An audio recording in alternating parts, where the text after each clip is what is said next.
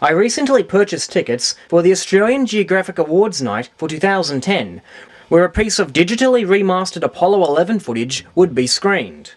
Buzz Aldrin was to be the guest of honour. I contacted the organisers to ask if it was possible to arrange a one-on-one interview with Aldrin. The organiser, Amy Milne, told me it was not possible, but said I was more than welcome to attend Buzz Aldrin's press conference the day before the awards ceremony. During the conference, I asked Buzz Aldrin about the recent Dutch moon rock incident. In 1969, during their goodwill tour, the Apollo 11 crew gave a moon rock to the then ambassador to the Netherlands, J. William Middendorf, who in turn presented it to former Dutch Prime Minister Willem Drees. My and Aldrin's exchange was very civil and very peaceful.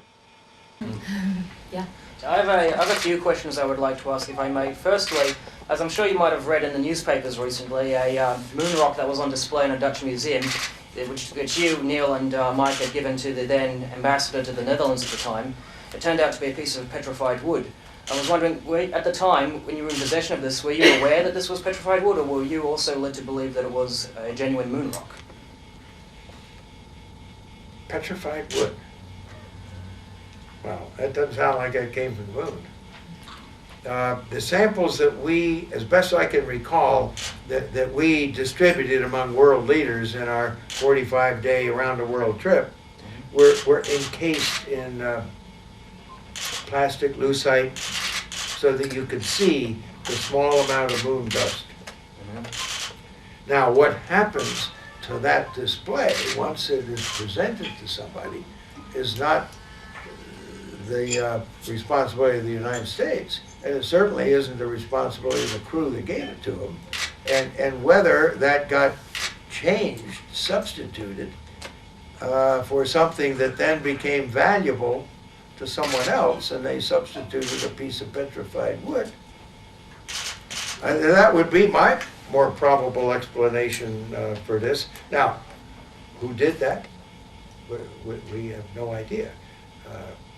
But I'm sure the United States would not present to world leaders a piece of petrified wood claiming that it was a sample from the moon. Okay, so you're telling me that you give these samples out to the people and someone swapped it around after you gave it to the world leader, probably? Well, that's my best guess, but it's a guess. I have no information at all. Okay. My second... I know that I had a watch that I wore on the moon. Buzz, I've got a question for you, actually. An Omega watch. If I may. And it was missing.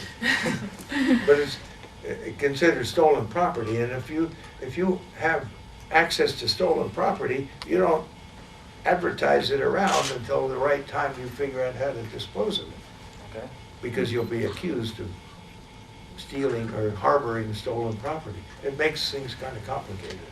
Okay. Buzz, I've just got one question I'd like to ask. Actually, I've got 1,000, but I've got tomorrow night, so I'm okay. After that point, other reporters jumped in with their own questions, and I wasn't able to ask any further of mine. When the press conference was over, I arrived home to find that I had received an email from Leisha McKenney of the Sydney Morning Herald, asking me to confirm that I was at the conference.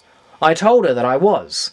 I assumed then she simply needed the names of all the reporters who had asked Aldrin something. But the very next day, I found that the Sydney Morning Herald released this despicable article titled, "Security, we have a problem." This article is totally bogus and tries to create the false impression that I was an antagonistic gatecrasher that needed to be removed from the conference. The article even goes as far as comparing my actions to the incident in which Bart Sabriel was punched by Aldrin. You really like attention, don't you? You're the one who said you walked on the moon when you didn't. Calling the kettle black, if I ever thought of it. Saying I misrepresented myself. Away from me. You're a coward and a liar and a thief. This article is totally false. As shown previously, I was invited to the conference.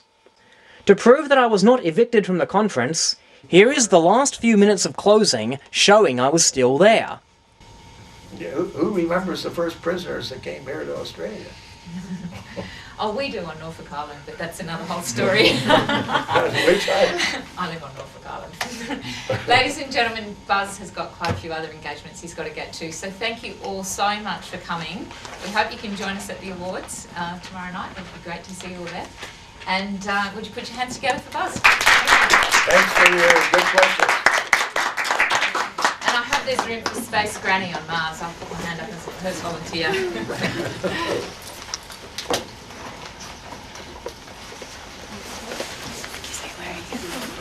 Make sure that ABC gets this right now. No, I'm sorry. No. Pictures, take a picture if you want. Yeah? Okay, you ready? Just go out this way. Yeah, you want to get a picture? Yeah, I got some more. Okay, let's go. Thanks, guys. Thanks, everyone. You can buy them on eBay. Pictures, You can buy everything on eBay. Time to ask some questions, was. Had a few other questions I wanted to ask him though. Well.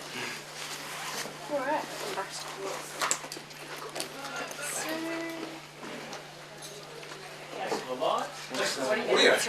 Aw, sharing's cute. Ah, no. Well, so what? Yeah, hang on a second. Yeah, because when you came in, Is that yours as well? it's like, yeah, make sure you get it right. What happened last time? I don't know. But he That's Vincent's camera.